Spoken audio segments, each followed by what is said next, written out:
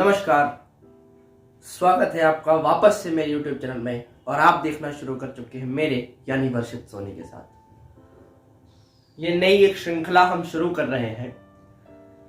इसमें हिंदी साहित्य, हिंदी कविता या दुनिया की महान शख्सियतों के साथ घटी हुई अवर्णित घटनाएं हैं, मतलब जिनका जिक्र बहुत कम जगह मिलता है, बहुत लोगों को पता भी होंगी। ऐसी बात नहीं है कि हम ही सर्वज्ञ हैं, मगर ये ऐसी घटनाएं हैं जिनको जानना चाहिए हमें, और प्रत्यक्ष रूप से जानना चाहिए, अप्रत्यक्ष रूप से जानना चाहिए। इसके क्या फायदे हैं, क्या नुकसान है, इसमें बड़ा विभेद होगा।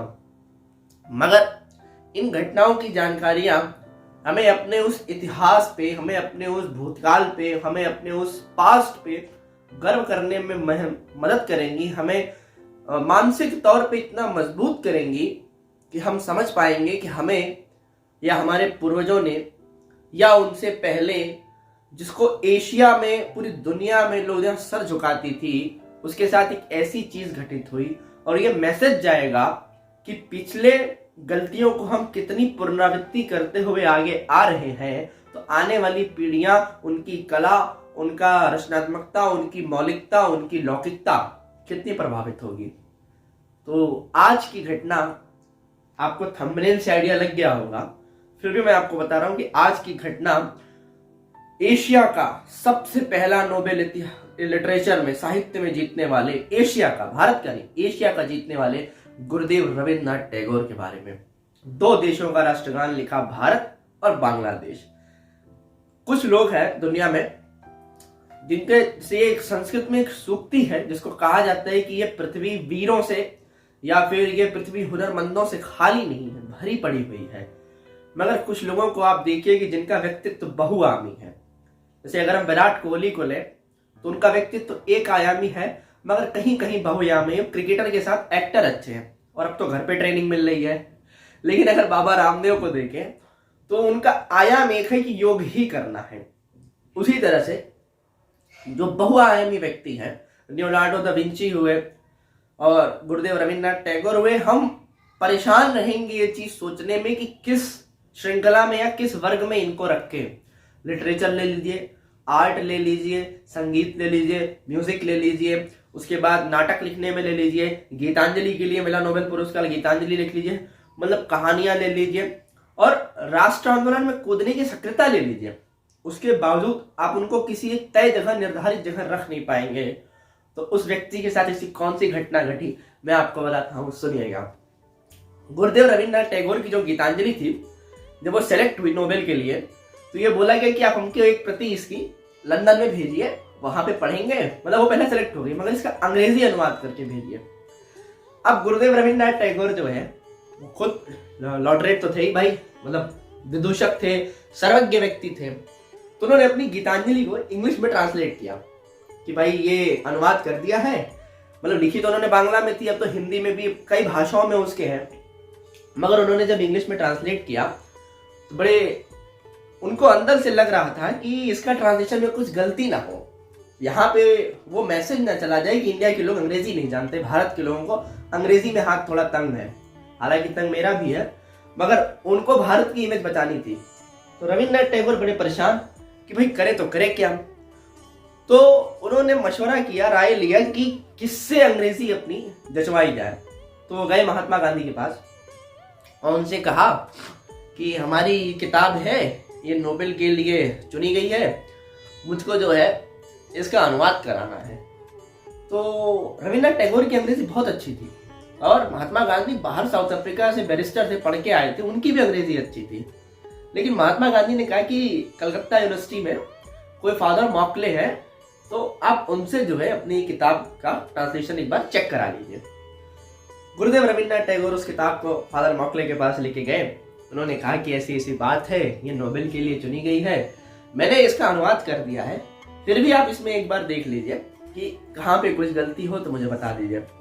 फादर मॉकले ने किताब पूरी पढ़ी। पूरी पढ़ने के बाद उसमें 3 जगह गलतियां निकाली। ये ग्रामर के हिसाब से ये गलत है, ग्रामर के हिसाब से ये गलत है, ग्रामर के हिसाब से ये गलत है। 3 गलतियां निकाली। गुरुदेव रविन्द्रनाथ टैगोर तो भाई मान गए।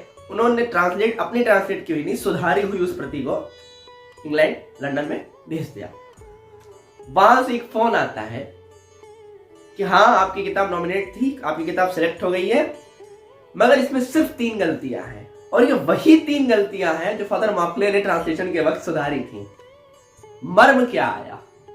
मर्म समझ में ये आता है कि कभी ऐसा आदमी होता है, कभी हृदय जो बनाया नहीं जा सकता, जो पैदा होता है, निर्मित नहीं हो सकता, विनिर्मित होता है। पत्थर की चोट कभी नहीं सुन सकता, लेकिन किसी जाले में मकड़ी के, किसी की तितली के परों की फड़फड़ाहट अगर है तो वो कभी सुन सकता है। फादर मॉकले लिटरेचर पढ़ते नहीं थे, कभी तो थे नहीं, तो वो भावना नहीं देखे, वो व्याकरण देखे। व्याकरण व्यक्ति को सजगता प्रदान करते हैं, और जो भावनाएं हैं, इमोशन है, वो सहजता प्रदान करते हैं। और वही 3 गलतियां हुई, फिर उस किताब को वापस भारत लाया गया, उसमें वापस से रविन्द्रनाथ टैगोर के वही 3 ट्रांसलेशन जो इमोशन वाले थे डाले गए, और फिर गीतांजलि का वो स्वरूप आज हमारे सामने है। तो ये था रविन्द्रनाथ टैगोर का सबसे रोचक किस्सा जो मुझे बहुत पसंद है। आज मैं देखता हूं, मैं जैसे कुछ लिखता हूं या कोई भी कुछ लिखता है, समीक्षक होना अच्छी बात है, आलोचक होना अच्छी बात है, क्रिटिसाइज करना अच्छी बात है, हमें अपनी गलतियां पता चलेंगी, मगर आप देखिए कि आप उस फील्ड में हैं कहाँ। बहुत से लोग हैं, उनको लगता है कि जब तक रहेगा समोसे में आलू, मैं तेरा रहूंगा चालू। ये ही कविता है। कविता के आयाम अलग है, अज्ञे की कविता अलग है, मनोवैज्ञानिक दृष्टिकोण है, मार्क्सवादी दृष्टिकोण है, लोकतंत्री दृष्टिकोण है, भावनाओं की अभिव्यक्ति है, देश के लिए, समाज के लिए है। मगर हमें सुधारने से पहले ये पैरामीटर चेक करना चाहिए कि वास्तव में क्या हम उसके लायक हैं। अब रविन्द्रनाथ टैगोर की कविता को फादर मॉकले ने सुधारा तो, मगर उन्होंने ग्रामेटिकली सुधारा था। उन्होंने ये नहीं कहा था कि इसके इमोशन वाइज वर्ड ठीक है। तो ये थे रविन्द्रनाथ टैगोर। और इसके बाद की जो घटना है वो सबसे रोचक घटना हुई। भावनाओं के बारे में रविन्द्रनाथ टैगोर से अच्छा मुझे कुछ नहीं लगता। जब किताब सिलेक्ट हो गई, लंदन से फोन आया, मतलब ये टाइम हो गया कि इतने बजे फोन आएगा, आप फोन के पास बैठे रहिए। पहले मेल तो होता नहीं था, तो रविन्द्रनाथ टैगोर बैठे रहे। वहां से फोन आया तो ये पूछा गया, मिस्टर रविन्द्रनाथ टैगोर, आपकी किताब सिलेक्ट हुई है, आप इतना दर्द लिख कैसे लेते हैं, इतनी भावनाएं लिख कैसे लेते हैं, इतना लिखते हैं दूसरे अपने लिए, अपनी किताब में ऐसा लगता है कि हमारे लिए लिखा गया है। तो रविन्द्रनाथ टैगोर ने एक जवाब दिया कि मेरे अंदर, जवाब क्या दिया कि मेरे अंदर एक विरहणी औरत रहती है। विरहणी मतलब तो दुख में है। मेरे अंदर एक विरहणी औरत रहती है, वो रो देती है, मैं लिख देता हूँ, गीत बन जाता है।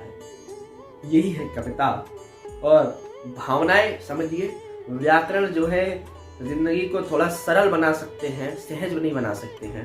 तो सहजता के लिए देखते रहिए चैनल, सब्सक्राइब वाला बटन दबा दीजिए, बेल आइकन को हिट कर दीजिए।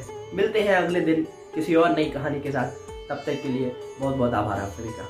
धन्यवाद।